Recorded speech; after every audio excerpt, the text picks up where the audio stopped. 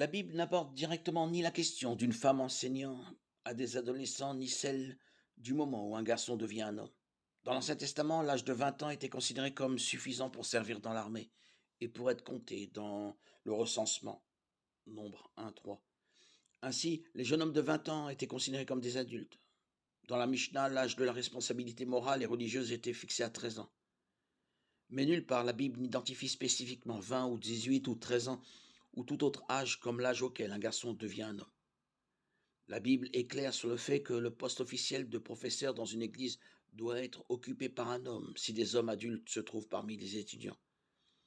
La Bible est moins claire quant à l'âge auquel un garçon devient un homme. D'une manière générale, la plupart des églises qui adhèrent au complémentarisme ont des enseignants masculins dans les classes où se trouvent des adolescents. Cela semble être une bonne politique à suivre, car elle évite toute violation possible du commandement de la Bible concernant les femmes qui dirigent les hommes dans l'Église. En même temps, il n'est pas spécifiquement biblique de dire qu'il n'y a jamais d'occasion appropriée pour les femmes d'enseigner à des garçons âgés de 13 à 18 ans.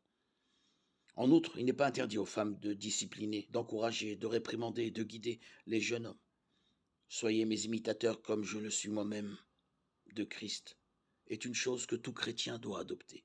1 Corinthiens 11:1.